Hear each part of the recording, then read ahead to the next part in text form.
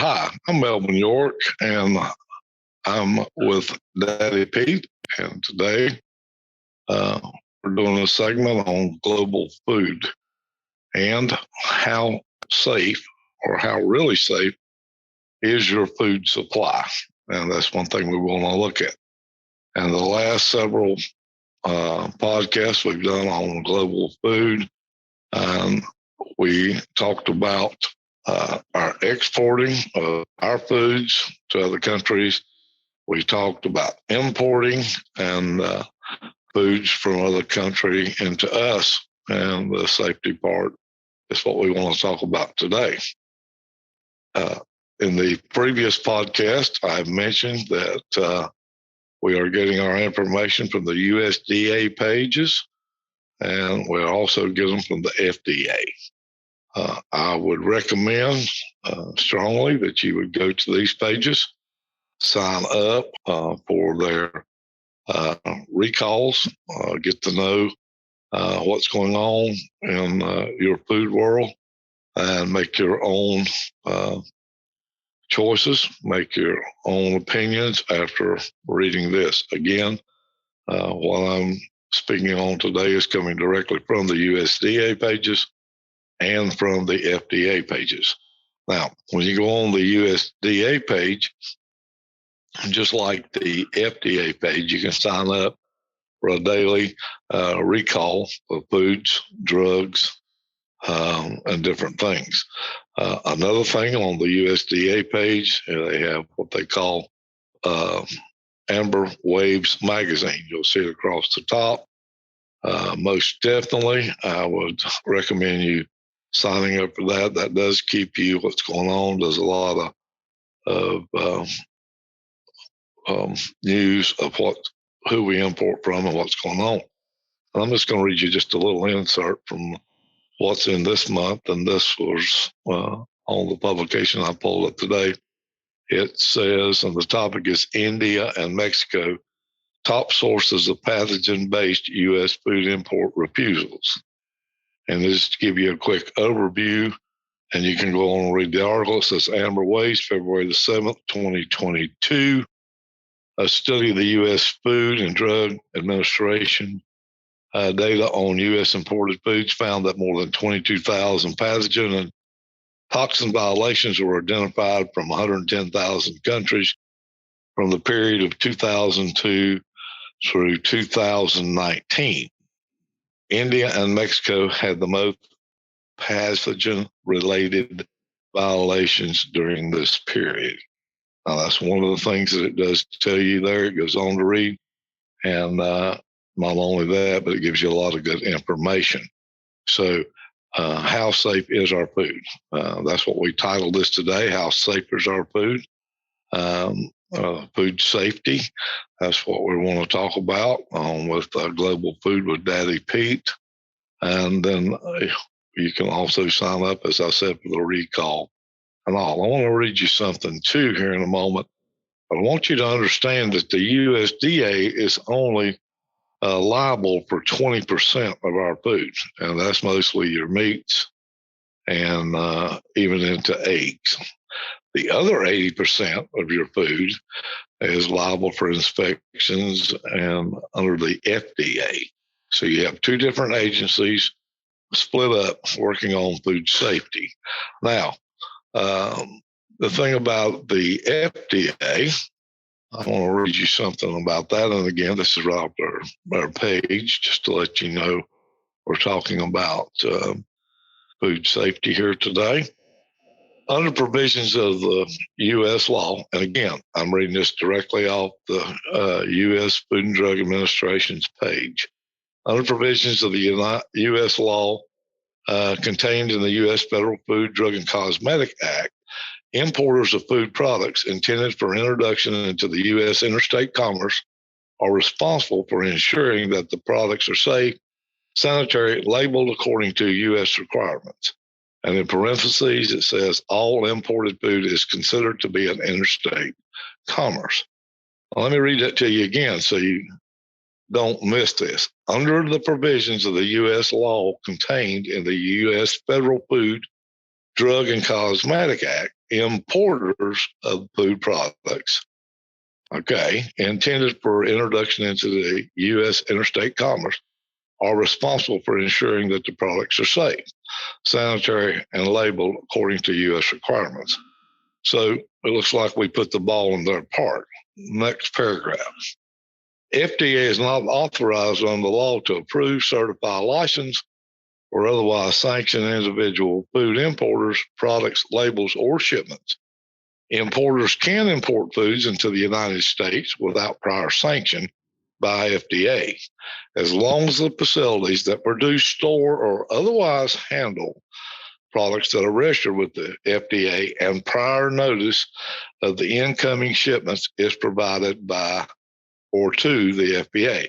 Listen to that statement again. The FDA is not authorized under the law to approve, certify, license, or otherwise sanction individual food importers, products, labels, or shipments. Importers can import foods into the United States without prior sanction by FDA, as long as the facilities that produce, store, or otherwise handle the products are registered with the FDA and prior notice of incoming shipments is provided to the FDA. Imported food products are subject to FDA inspections when offered for import at U.S. ports of entry. I said that slowly. I'm going to say it slowly again. Imported food products are subject to FDA inspection when offered for import at U.S. ports of entry. FDA may detain shipments of products offered by imports if the shipments are not found to be in compliance with U.S. requirements. Both imported and domestically produced foods meet the same legal requirements of the United States. Now, here's the thing about that.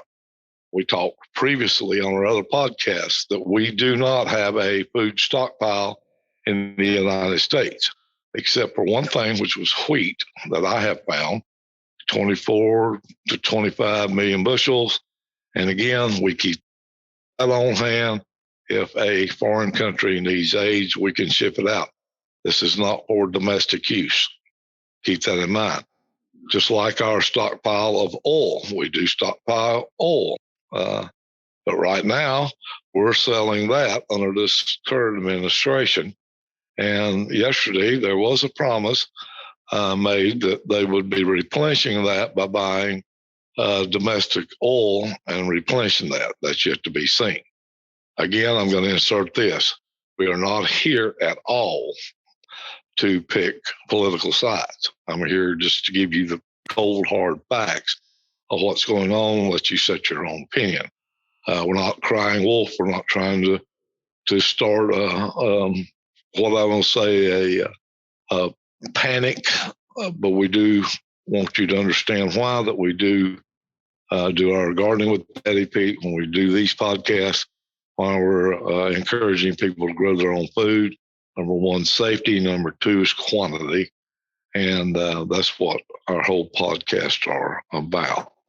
Now, let me just give you a quick overview here of some of the recalls. And I'm going to give it to you off the FDA's page. Now, I get these on my email, but you can go look them up here. I would suggest that if you do sign up for the USDA recall page, and if you do sign up for the FDA recall page and all of their other emails, which pertain to food, I would most definitely start a email address just for this, because you will find out that you will get a lot of recalls, a lot of information daily. It's very useful. Didn't take long to look at it, but I do this every day. So yesterday, okay, today is the July the 27th. So we're going to go back in and we will see some drugs and we'll see some foods and beverages all here over the last week or so. We'll just go over these. But yesterday, this was 7/26/2022. Multiple brands is the name. It's the product description is a magnesium citrate saline laxative oral solution. And the product type of the recall is drugs, recall, reason, potential, and there's a name in there that I couldn't tell you at all, but it has some chemical contamination. The company name is John or By John LLC. That's the information that you will get. You can click on, it will be highlighted in blue, multiple brands. It gives you more what's going on in that. We also have another one that was put out yesterday in the drug category. It was Launch Sequence. Launch Sequence is aphrodisia and euphoria capsules under the drug. It contains tadalafil, and the company name is Loud Muscle Science, LLC. Also yesterday, Marutimo, and it's the name brand. It's a dashi soup mix. Product type of a recall goes under food and beverages. Undeclared wheat and soy was found in their mix, and that was put out by Westmatic Asian Foods Incorporated. Okay. Again, Sustango. This was on the 25th, dietary supplement for male enhancement drugs, undeclared. Same thing as the one before, and it's put out by Ultimate Supplement. Enjoy Life and Trader Joe's is the name brands. Soft baked cookies, food and beverages, contaminant snack food item. Okay, potential present of plastic pieces, and the company name is Enjoy Life Natural Brands LLC. So that's one that we've got going on there, and that's just I'm picking some out as we go through. Spring green flavor, chopped egg and vegetables, food and beverages was listed under potential listeria and monocytogenes. Eat Just Incorporated was the company that put those out. Pick up a couple more here just to give you an idea of what's going on. Ready meals, product description, seafood items, food and beverage is a product type, allergens, seafood product. That's what it's listed under. Undeclared allergen, fish, crustacean, egg, wheat, and soy. That's put out by the Albertsons Company. So not only did they have undeclared, and that means that it wasn't put into the label, as we talked about. FDA is responsible for how it is labeled, and what's on the label is supposed to be in there and nothing else. Sweet Lawrence is another brand name. It's sugar cookie dough. It's under the food and beverage bakery product mix, undeclared gluten. Okay, we've got a lot of people that's on gluten diets or can't handle gluten, but they've undeclared that in their labeling, evidently. So that's where that goes on. But here we have one that's Crown Prince, smoked baby clams and olive oil. It's under the food and beverage category. Detectable levels of, and again, I don't know how to pronounce these, and wouldn't even try to make the name of some of these chemicals or substance. But anyhow, there was 2 different one of those found, and they are, company name is Crown Prince. So again, you can just see there's something else. Materia, freeze-dried blueberries. The description, freeze-dried blueberry, food and beverage, brand Storm. So again, there was another food that was out there. Belafonte, chocolate to die for premium ice cream. It's under the food and beverage category. Undeclared peanuts. Now, Belafonte dairy. Undeclared peanuts might not sound like a bad thing, but we all know that there's such an amazing amount of people that are allergic to peanuts and peanut butters and all. And not only could it be affect your health, in some cases could be life-threatening. So these things needs to be took care of. Right below that, on the 13th, same day, but different company. Big Olaf, ice cream. again, listed under food and beverage. Listeria monocytogenes. Okay. There you go again, something that can be deadly or make you very, very sick. Big Olaf Creamery. So I'm just giving you just an idea of what's going on in the world of food safety for you. Now, some of these products, go back, and here was some of the things that I don't know. I know we've had a peanut butter recall. I know that, which has been pretty healthy. This went to a lot of different products.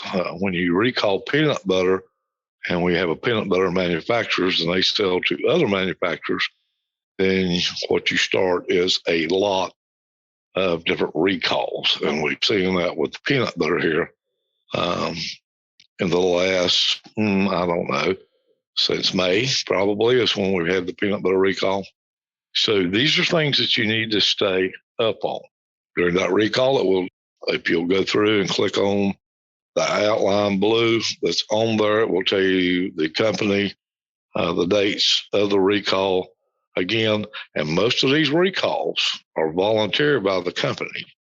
Not that it's actually been found by the FDA, but it's actually been, they have done their own,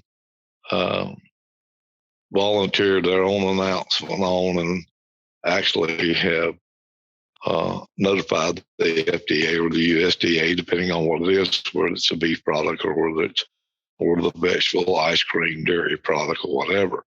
So keep in mind that that does go on too, that the companies are, and which is a good thing, but sometimes if you'll go back and look at the recall notice to when they found it, you may see that there's a week or two different in some of these recalls. What I'm wanting to do, and I'm actually looking for one right now that I ran across yesterday in my email, and I think I went too far down. I wanted to share that with you just to give you an idea of what I was talking about on these recalls.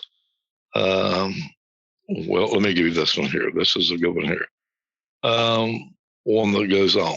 There's a over-the-counter recall on over-the-counter products due to temperature requirements. Family Dollar's recalling certain products regulated by the FDA that were stored and inadvertently shipped to certain stores on around May 1st, 2022 through June 10th due to product being stored outside the label. Now, to date, Family Dollar has not received any consumer complaints or reports of illness to this recall. And now keep in mind, the date of this recall was that I got through the USDA was on Monday, July the 25th. Now, there may have been prior ones to that. I hadn't seen it. But it's back to where they found it all the way back to May 1, 2022 and through June 10th, 2022. So we do know that they found it after the 2022 mark or was doing some studies, but yet we've seen it come out here today. Now, again, there may be some prior recalls to that I haven't seen or haven't researched out, but this one was put out on Monday, July the 25th at 2:11 p.m. That's when I received the recall. So anyway, just give me a quick overview. Please do go to the USDA page and join the recall list with your emails.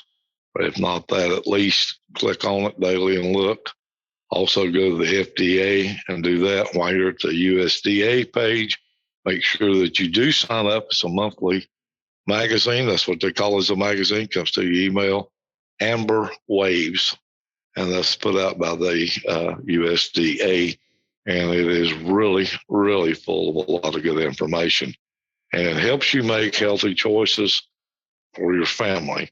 So, and it does let you know just how vulnerable our food is when you see the amount of these recalls and our drugs here in the U.S. And not all these recalls are coming from imports either. So there are some domestic recalls going on also.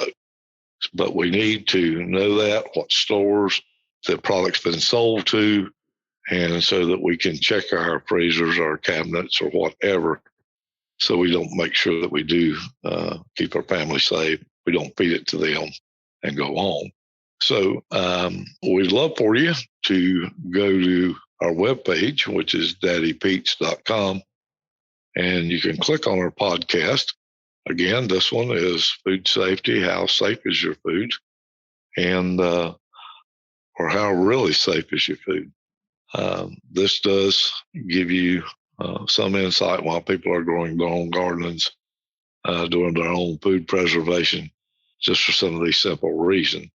But click on that podcast, and if you have a question, we'd love to hear it from you. If you got a comment, if you want to go back through the archives.